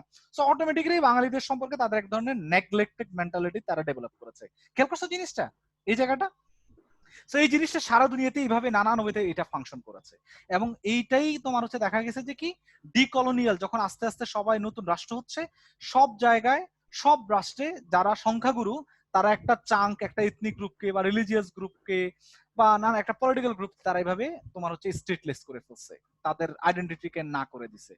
আর সাম্প্রতিক কালে তো তোমরা দেখেছো যে সুপার পাওয়ার কনফ্লিক্ট, যেমন আফগানিস্তানে আমেরিকান হামলা, সিরিয়াতে যুদ্ধ, তাই না? মিডল ইস্টের নানান ফ্রন্টে যে যুদ্ধ হচ্ছে, এই ফ্রন্টের যুদ্ধের কারণে অসংখ্য মানুষ কি হয়ে গেছে, স্টেটলেস হয়ে গেছে। Okay, so refugees are perceived as a matter for international charity organisation এক সময় ছিল। হ্যাঁ, এক সময় মনে করতো যে রিফিউজি হয়ে গেছে তাকে খাবার দিতে হবে, বাসস্থান দিতে হবে, অ্যাকোমোডেশন দিতে হবে, তাই না? ইট ওয়াজ সামথিং চ্যারিটি প্রবলেম ছিল, not as a political or security problem.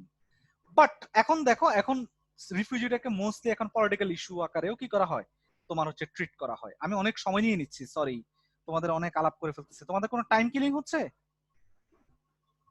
বেশি আলাপ করে ফেলতেছি? যাই হোক, কোনো সমস্যা।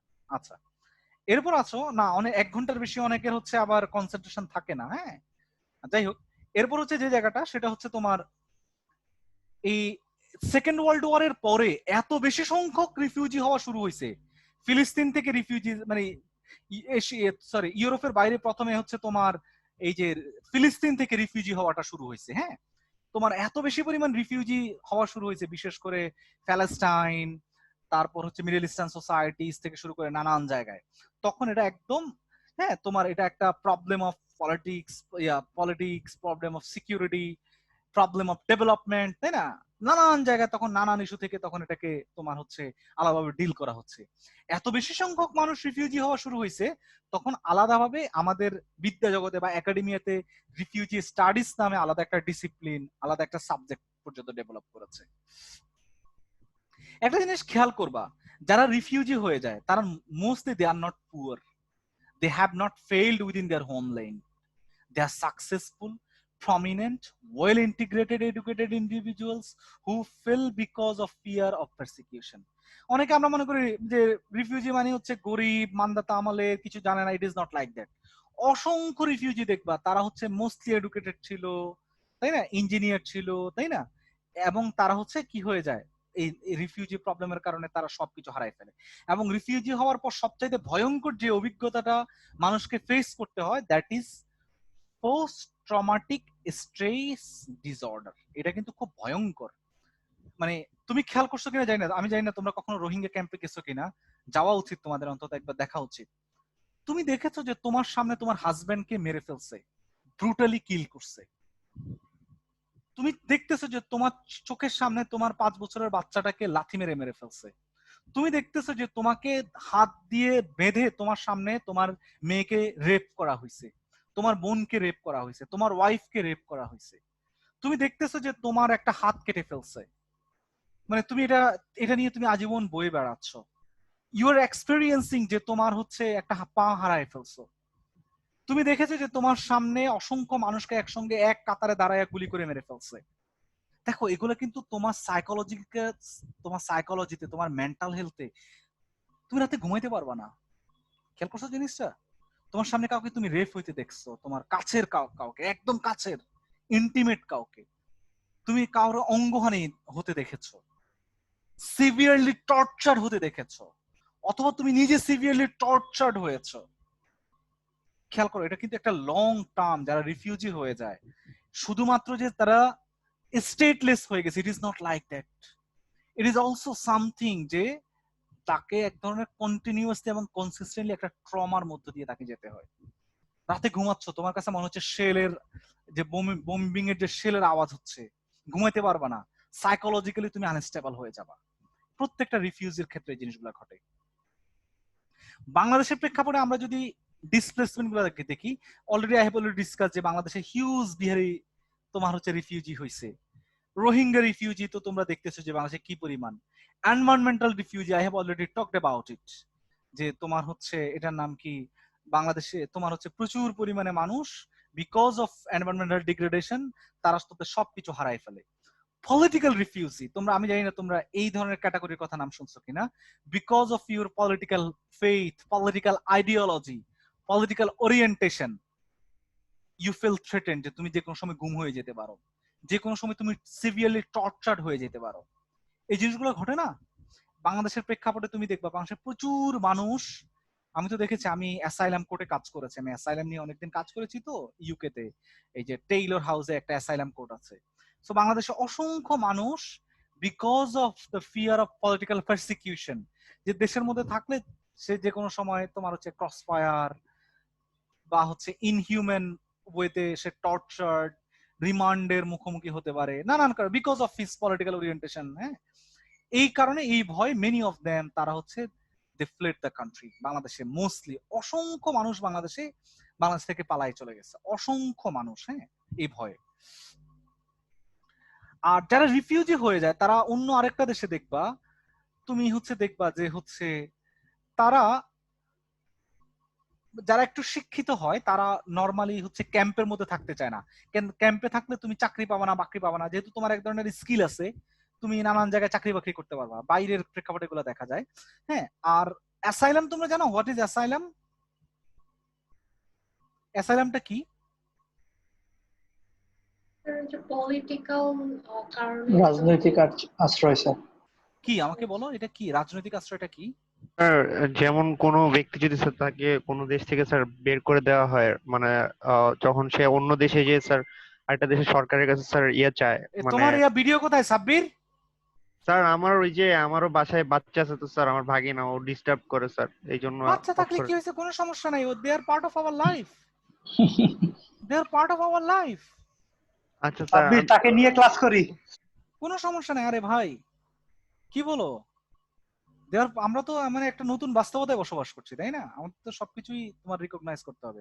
যাই হোক, আমার খুব একটা সময় নেই, হ্যাঁ, আমি হচ্ছে ক্লাসটা দ্রুত শেষ করতে হবে, আমাদের খুব একটা সময় নেই। আচ্ছা, একটা জিনিস খেয়াল রাখবা, অ্যাসাইলামটা হচ্ছে যে তুমি যদি হয়নি ইউ ফিল থ্রেটেন যে you will be persecuted in your own country, তখন দেশ ছেড়ে পালা যায়। এটা নানান কারণে, because of your political orientation, তুমি রাজনৈতিক এমন একটা রাজনৈতিক দলে বিশ্বাস করো যেটার বিরুদ্ধে এক ধরনের তোমার, হ্যাঁ, পারসিকিউশন চলছে, এমন একটা ধর্মীয় গোষ্ঠী তুমি তো দেখো না, আহমদীয়দেরকে বাংলাদেশের প্রেক্ষাপটে দেখো না কি পরিমাণ, রাষ্ট্রের দিক থেকে কোনো প্রবলেম না, কিন্তু সোশ্যালি তারা কি পরিমাণ ডিসক্রিমিনেশনের শিকার হয়, যারা এলজিবিটি, হ্যাঁ, নানান কারণে তারা they feel threaten their identity, তাই না? So authorities who systematically crack down on what they classified as illegal migrants, রিফিউজিদেরকে যারা অ্যাকসেপ্ট করে, তুমি দেখবা মোস্টলি তাদেরকে রিফিউজি আকারে ট্রিট করে না।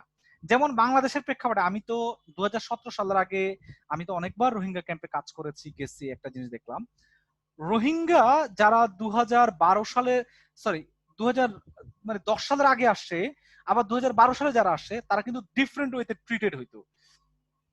কারণ তুমি যখন কাউকে আরেক দেশে স্পেস দাও, মানে অ্যাজ রিফিউজি, তখন তাকে নাগরিকত্ব দেওয়া ছাড়া তার অসংখ্য তোমার একটা কি দেওয়া লাগে, তোমার হচ্ছে নাগরিক অধিকার গুলা শিকার, তার শিক্ষার অধিকার, মানে বিন দেশের তোমার হচ্ছে এজেন্সি গুলা তাদেরকে নিয়ে কাজ করতে পারে। যেমন ইউএন যে তোমার হচ্ছে যে এই একটা সংস্থা আছে না, ইউএন এর নামটা কি সংস্থাটার, United Nation High Commission for refugee, নাম শুনছো না তোমরা? UNHCR ইয়েস, HCR ওকে, তারা কাজ করতে পারে। এখন তুমি যদি বলো যে এরা রিফিউজি না, ইউএনএইচসিআরসি কিন্তু তাদেরকে নিয়ে কাজ করতে পারবে না। খেয়াল করছো জিনিসটা? সো বাংলাদেশে এক সময় যখন 2012 সালে অসংখ্য রোহিঙ্গা এক্সোডাস হয়েছে, তাদেরকে তখন বলা হচ্ছে যে তারা মানে তারা রিফিউজি না, তারা হচ্ছে ফোর্সলি ইলিগাল মাইগ্রেন্ট, জোর করে বাংলাদেশে ঢুকে পড়ছে। সো তুমি যদি কাউকে ইলিগাল মাইগ্রেন্ট আকারে ট্রিট করো, একে তো সে রিফিউজি, নিজের দেশে সবকিছু হারাইছে, তোমার দেশে আশ্রয় নেওয়ার পরেও সে কোনো ধরনের মানে ইন্টারন্যাশনাল যে হিউম্যানিটেরিয়ান এইড বা হচ্ছে প্রোটেকশন সে এগুলোও পায় না।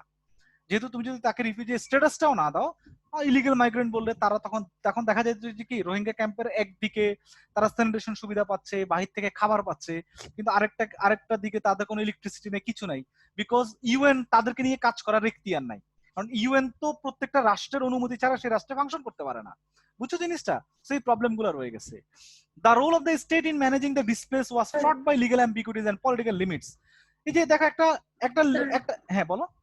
স্যার ওদেরকে স্যার রিফিউজিদেরকে ইলিগাল মাইগ্রেন্টস বললে স্যার সুবিধাটা কোথায়? সুবিধাটা হচ্ছে যে কি তুমি তাদেরকে, যেমন বাংলাদেশ রাষ্ট্রের পক্ষ থেকে যে জায়গাটা ছিল যে তাদেরকে যদি আমি রিফিউজি স্ট্যাটাস দিই, আরো রিফিউজি আসবে, আরো রিফিউজি আসবে, বাট 2017 সালের পরে ট্রিট করছে, দ্যাট ইজ ডিফারেন্ট। তখন তো এত বেশি এক্সপ্লোরাস হয়েছে, দ্যাট ইজ ডিফারেন্ট। কিন্তু 12 সালের দিকে অসংখ্য যারা আসছে, তখন সরকার চিন্তা করলো এখানে আবার কিছু অন্য পলিটিক্যাল কারণ আছে, আমি সেগুলো আলাপ করব। একটা হচ্ছে যে তুমি তখন কি করতে পারবে না যে এটার নাম কি, আরো নতুন নতুন রিফিউজি আসবে, এটা তোমার একটা সিকিউরিটি, তোমার ন্যাশনাল স্টেটের যে সিকিউরিটি তুমি একটা থ্রেট মনে করতেছো। সেকেন্ড হচ্ছে তুমি যদি তাদেরকে রিফিউজি দাও, তোমারও অনেক অব্লিগেশন তৈরি হয়ে যায়, তাদের প্রতি অনেক দায় দায়িত্ব বেড়ে যায়। তো অনেকে দায় দায়িত্বটা নিতে চায় না। আবার যারা রিফিউজি তাদেরকে নিয়ে হচ্ছে কাজ করে একটা অর্গানাইজেশন নাম হচ্ছে, সরি, যারা ইলিগাল মাইগ্রেন্ট তাদেরকে নিয়ে কাজ করে IOM নামক একটা জাতিসংঘের সংস্থা। তখন বলা হয় আর কি, বাংলাদেশের পলিটিক্যাল রাজনৈতিক যারা হত্যাকর্তা তাদের অনেকেই IOM থেকে ফান্ডিং টান্ডিং পাইতেন, UNHCR থেকে ফান্ডিং টান্ডিং খুব একটা নিজেরা নিতে পারতেন না, ওই জন্য তারা হচ্ছে মাইগ্রেন্ট বলতেন। পলিটিক্যাল একটা রাশ জায়গাও আছে, নানান জায়গা আছে। হ্যাঁ স্যার আমার একটা কোয়েশ্চেন ছিল, বলো। সেটা হচ্ছে যে আপনি বললেন একটু আগে যে স্যার মানে যারা রিফিউজিস আছে তারা হচ্ছে স্যার মানে দেশের বিভিন্ন ক্ষেত্রে চাকরি বাকরি করতে পারে না, যেহেতু তাদের কোনো আইডেন্টিটি নাই, স্কিল গুলা ডেভেলপ করতে পারে না ওদের। তো স্যার এক্ষেত্রে অধিকাংশ রিফিউজি স্যার মানে অবৈধ ব্যবসা বা এগুলো শুরু করে, এক্ষেত্রে যে দেশ ওদেরকে আশ্রয় দিতেছে ওই দেশের স্যার ক্ষতি হচ্ছে না? না না না, কেন, শোনো এই জায়গাটা আসো। আচ্ছা একটা জিনিস আসো, খেয়াল করবা, তোমার হচ্ছে এই যে আমি এখানে একটা লিখছি জব মার্কেট, যারা রিফিউজি হয়ে আসে তাদের প্রতি এক ধরনের, যারা হোস্ট কান্ট্রি তাদের এক ধরনের সিম্প্যাথি থাকে, সব জায়গায় থাকে। চোখের সামনে তার বাবা মারা গেছে, ভাই মারা গেছে, তাই না? তখন তুমি যখন দেখতেছো যে সে রেপ হইছে, তার বুক চিরে ফেটে মানে কেটে ফেলছে, অঙ্গহানি হয়েছে, একটা সিম্পেথি তৈরি হয়। আবার একই সঙ্গে তুমি তাকে চিপ লেবার আকারে কি করতে পারো, ইউজ করতে পারো। যেমন মিডল ইস্টে যতগুলো রিফিউজি আছে, যেমন তুরস্কে কিন্তু হিউজ সিরিয়ান রিফিউজি আছে। তুরস্কের নরমান একজন হচ্ছে তোমার তোমার হচ্ছে তোমার লেবারকে যদি তোমার মান্থলি যদি 1200 লিরা বেতন দেয়, একটা সিরিয়ান রিফিউজিকে 400 লিরা দিয়ে কেনা যায়। একই রকম ভাবে যে বাংলাদেশি ইলিগেল মাইগ্রেন্ট যারা লন্ডনে আছে, তুমি দেখবা লন্ডনে তুমি যদি একজন লন্ডনের নাগরিক হয়ে থাকো ব্রিটেনের, তোমার মিনিমাম স্যালারি হচ্ছে 8 টাকা পার আওয়ার, 8 পাউন্ড। 8 পাউন্ড মানে বাংলাদেশি টাকায় 800 টাকা। সো তোমার হচ্ছে তুমি খেয়াল করো 8 পাউন্ড তুমি পার আওয়ার স্যালারি পাচ্ছ। কিন্তু তুমি যদি ইলিগেল মাইগ্রেন্ট হও, এখন তো এগুলো অনেক কমপ্লিকেটেড হয়ে গেছে, এখন ইলিগেল মাইগ্রেন্ট এগুলোকে খুব কমপ্লিকেটেড করে ফেলছে। কিন্তু তুমি যদি ইলিগেল মাইগ্রেন্ট হও, আগে যেটা ছিল, তখন তোমার 3-4 টাকা 5 টাকায় তোমার কেনা যায়, বুঝছো জিনিসটা? তখন যারা হচ্ছে রেস্টুরেন্ট ব্যবসায়ী, তাদেরও তো ভাই অনেক লেবার লাগে না, নানান প্রতিষ্ঠানের লেবার লাগে না অসংখ্য। তুমি একটা রেস্টুরেন্ট চালাতে তো তোমার অসংখ্য, ব্রিটেনে প্রায় 16,000 বাংলাদেশি রেস্টুরেন্ট আছে, তাই না? এই রেস্টুরেন্ট গুলো তো চালানোর জন্য তো লোক লাগে। এখন তুমি একটা শ্রমিক পাচ্ছ 8 টাকায়, তোমাকে তাকে দেওয়া লাগতেছে, তুমি you are bound to pay that. But তুমি যদি 4 টাকায় 5 টাকায় একটা শ্রমিক পাও, তাই না, তুমি আর 8 টাকা দিয়ে রাখবা কেন? সো এই যে চিপ লেবারটা পাওয়া যায়, খেয়াল করছো জিনিসটা? জি স্যার, জি স্যার। এই জিনিসগুলা তোমার হচ্ছে আবার হোস্ট মানে এই জিনিসগুলা ঘটে, তাদেরকে তোমার হচ্ছে ইউটিলাইজ করা যায়। এই যে তুমি দেখো না রোহিঙ্গাদেরকে অনেকে ইজিলি মাদক টাদক নানান ইস্যু, আমি এগুলো নিয়ে আরেকদিন আলাপ করবো, আজকে আমাদের খুব একটা টাইম নেই। জি স্যার, জি স্যার। আচ্ছা, স্টেট যে জায়গাটা, স্টেট বলে তাদেরকে রিফিউজি স্ট্যাটাস দেয়, আবার স্টেট তাদেরকে কি বলে যে তুমি ইলিগেল মাইগ্রেন্ট, হ্যাঁ, তাদেরকে ফোর্স করে আবার ফিরায় দেয়, তাই না? আবার দেখা যায় পলিটিক্যাল লিমিট থাকে, স্টেট চাইলে অনেক সময় পারে না, যে স্টেট মাঝে মধ্যে তুমি দেখো না বন্দুক যুদ্ধে মেরে ফেলে, তাই না? আরো অসংখ্য ডিবেট আছে, আমি সেই আলাপগুলোতে যাব না। আচ্ছা, এখন আসো বাংলাদেশি যে সমস্ত লোকরা যারা অ্যাসাইলাম ক্লেম করে, তুমি দেখবা যারা রিফিউজি হয়ে যায়, যেমন বাংলাদেশের একটা বড় অংশ কিন্তু আবার এখন ইদানিং বলা হচ্ছে ইকোনমিক রিফিউজি। আর তোমরা জানো কিনা জানোই না, অসংখ্য এই যে ফরিদপুর, মাদারীপুর, শরীয়তপুরের ছেলেপেলে দেখো না কয়দিন পর পর ভূমধ্য সাগরে মেডিটেরিয়ান সিতে ডুবে মারা যায়, দেখো না? তারা দেশের মধ্যে এমন এক বাস্তবতা যে দেশের মধ্যে তাদের কোনো ইনকাম নেই, কিছু নেই। অসংখ্য নোয়াখালীর ছেলে, তুমি দেখবা এটা নিয়ে আল জাজিরার একটা ডকুমেন্টারিও আছে, ইলিগাল ওয়েতে আমেরিকাতে ঢুকতে যায়, দেখো না, পানামা মেক্সিকো দিয়ে হাত পা পৌঁছে মরে যায় পথে, দেখো না তোমরা, দেখো না তোমরা? সো তারা ইলিগাল ওয়েতে কিন্তু ইউরোপে ঢুকে, এবং বাংলাদেশের ম্যাক্সিমাম মানুষ কিন্তু ইতালি হয়ে, অসংখ্য হাজার হাজার বাংলাদেশি, আমরা এগুলো নিয়ে কেউ কিন্তু আলাপ করি না, ইলিগাল ওয়েতে যে তারা চলে যায়। সো ইলিগাল ওয়েতে যে তারা যে চলে যাচ্ছে, বিকজ কেন চলে যাচ্ছে? কারণ তাদের এমন যে রাষ্ট্রে বসবাস করছে, এই রাষ্ট্রে তারা নাগরিক হয়ে আছে, কিন্তু তাদের কোনো ইকোনমিক সিকিউরিটি নাই, কিচ্ছু নাই, তাই না? তাহলে মানুষের রিস্ক কেন নিচ্ছে? যে জাস্ট ফর এই যে একটা ইকোনমিক রিফিউজি হয়ে গেছে, আমাদেরকে সেই আকারে তাদেরকে ট্রিট করতে হবে। তো তারা যখন চলে যায়, সে সমস্ত কান্ট্রিগুলোতে যায়, তারা ম্যাক্সিমাম মিথ্যা কথা বলে। যে যেমন আমি তো লন্ডনে অসংখ্য দেখছি যে কিছু কিছু লোক আছে, অসংখ্য আওয়ামী লীগ করা লোকজন, মানে আমি দেখছি যে তারা কোর্টের মধ্যে যায় বলতে যে আমি জামাত করি, আমি বিএনপি করি, এবং তারা, আমি এরকমও কেস দেখছি যে সে লক্ষ্মীপুরে তার যে থানা, স্থানীয় আওয়ামী লীগের লোকের সঙ্গে সে বলতেছে যে আমার নামে 2-4টা মিথ্যা মামলা করায় দাও। আমার নামে যদি 2-4টা মিথ্যা মামলা থাকে এই যে লক্ষ্মীপুর কোর্টে, আমি এই মামলাগুলো দেখাইয়া লন্ডনে আমি অ্যাপ্লাই করতে পারবো যে আমার দেশে আমার নামে কিছু মামলা আছে, আমি যদি আমার নিজ দেশে ফিরে যাই আমাকে কি করে ফেলবে, ইমপ্রিজন করে ফেলবে, মেরে ফেলবে। হ্যাঁ, এরকম কি করে পয়সা দিয়ে মিথ্যা মামলা করায় নেয়, বুঝছো? যারা বিদেশে অ্যাসাইলাম হয়, জানো এই জিনিসগুলো তোমরা জানো কিনা জানি না, যারা বিদেশে যায়। এবং সবচাইতে ফ্রান্সের প্রেক্ষাপটে যেটা ভয়ঙ্কর দেখেছি, অসংখ্য বাঙালি নিজেদেরকে চাকমা দাবি করে, এবং অসংখ্য পশ্চিম বাংলার লোক নিজেদেরকে বলে যে আমরা বাংলাদেশি হিন্দু। হ্যাঁ, যেহেতু বাংলাদেশে হিন্দু পারসিকিউশন হচ্ছে, চাকমা মানে মাইনরিটি পারসিকিউশন হচ্ছে। আবার অসংখ্য লোক নিজেদেরকে, সে কখনো জীবনে গে না, সে বলে যে আমি হচ্ছি গে, বুঝছো জিনিসটা? হ্যাঁ, আমি, এবং এটা যে কি পরিমাণ এখন ব্রিটিশরা আবিষ্কার করছে যে, সো এই জিনিসগুলো কিভাবে করছে যে তারা কি করে, সে দেখতেছে যে সে তো এই দেশে থাকতে পারবে না, কোনো মতেই থাকতে পারবে না, ঢুকছে ইলিগালি ঢুকছে, কিন্তু তার সে আবার নিজে দেশে ফিরে যেতে পারবে না, এত টাকা পয়সা খরচ করে গেছে। তখন সে বলে যে কি করে, সেখানে কিছু এরকম আমি নিজে দেখছি বাংলাদেশে, ও মাই গড যদি দেখতাম, সেখানে একটা এরকম গে ক্লাব আছে। হ্যাঁ, তখন তাকে কি করে, যারা নতুন যায় তাদেরকে কি করে যে গে ক্লাবে নিয়ে যায়, ছবি টুবি তুলে, হ্যাঁ, যে এরকম ছবি টুবি তুলে এবার সেগুলো নিয়ে যায় যে ভাই আমি তো এরকম, আমার বাংলাদেশে তো ভাই জুলহাস মান্নান টান্নান অনেকে এরকম মেরে ফেলছে, আমি যদি ভাই বাংলাদেশে ফিরে যাই আমারে তো মেরে ফেলবে ভাই, বাংলাদেশে তো এই জিনিসটা প্র্যাকটিস করা যায় না। সো এই ধরনের ফলসিফিকেশন গুলো ঘটে। শুনো, এগুলো না একটা বেঁচে থাকার, এখন স্যার এটার নাম, ওদেরকে স্যার আশ্রয় দিবে কেন স্যার? এটা তো ইন্টারন্যাশনালি অলরেডি রিকগনাইজ। কেউ যদি তোমার হচ্ছে যে নিজ দেশে পলিটিক্যালি পারসিকিউটেড হয়ে যায়, তুমি তাকে অ্যাসাইলাম দিতে এটাই বাধ্য, তাই না? এটা তো ইন্টারন্যাশনাল একটা তোমার হচ্ছে মানে এটা একটা ইন্টারন্যাশনাল কনভেনশন না, রিফিউজি অ্যাসাইলাম পড়েছো না তোমরা হিউম্যান রাইটসে? তোমরা অ্যাসাইলাম তো যে কেউ যদি স্যার আমি যে কোনো দেশে গেলে এভাবে আশ্রয় চাইতে পারবো? ভ্যালিড যদি গ্রাউন্ড থাকতে হবে যে তুমি তোমার দেশে পারসিকিউটেড হচ্ছ। তোমার যদি ভ্যালিড গ্রাউন্ড না থাকে তোমাকে অ্যাসাইলাম দিবে না। ফলে এরা তো গেছে চুরিচামারি কইরা, তাই না? এরা তো একটা ইকোনমিক রিফিউজি আকারে গেছে, একটা ইকোনমিক ক্রাইসিসের জায়গা থেকে গেছে। কারণ সে তো আসলে একটা ক্রাইসিসের জায়গা থেকে গেছে, তাই না? লাখ লাখ টাকা খরচ করে গেছে, তার তো একটা ক্রাইসিসের জায়গা আছে। কিন্তু সে সেখানে যায়, সে দেখতেছে যে সে অ্যাসাইলাম পাওয়ার জন্য সে চিন্তা করতেছে আমাকে হয় বিএনপি জামাত, আমাকে জামাত সাজতে হবে, যেহেতু বাংলাদেশের জামাত পলিটিক্যালি পারসিকিউটেড। জামাত কেউ যদি প্রুভ করতে পারে যে আমি পলিটিক্যালি পারসিকিউটেড, সে কিন্তু ইজিলি অ্যাসাইলাম পায়। হ্যাঁ, কিন্তু এখন সে তো জামাত না, তখন সে কি করে? এই যে ফলসিফিকেশনের আশ্রয় নেয়। এবং সে কি করে, আমি তো যেটা দেখেছি গে নিয়ে আমার খুব ইন্টারেস্টিং ইয়ে দেখেছি, যে কি করে যে ছবি টবি তুলে। এবার আবার নতুন কেউ যদি যায়, পুরানটা যায় পুরানটার সঙ্গে ছবি টবি তুলে, বুঝছো? যে ছবি টবি তুলে। এখন ব্রিটিশরা 5-6 বছর পর কিন্তু টের পায় যে এরা কি করে, যখন নাগরিকত্ব হয়ে যায় এরা তো আসলে গে না, তখন তারা কি করে যে নিজ দেশে এসে সিটিজেনশিপ পায়ে যাওয়ার পরে বাংলাদেশে এসে নতুন করে বিয়ে টিয়ে করে ভোটও নিয়ে যায়, বুঝছো? তো 5 বছর পরে এগুলো আস্তে আস্তে ডিসক্লোজ হয়ে যায়। বাট তারা এখন কিছু করতেছে না, যে কারণে তারা দেখতেছে যে মুসলমান সোসাইটির মধ্যে তো এমনি এগুলো নিয়ে এক ধরনের রিজার্ভেশন আছে, তাই না? সো এর মধ্য দিয়ে তারা একটু ক্লাবে টাবে যাচ্ছে, মানে এই ধরনের শাইনেসটা কমে যাচ্ছে, ওই জন্য ব্রিটিশ এগুলো নিয়ে খুব একটা বলে না, যেটা আমি দেখেছি আর কি, বুঝেছো?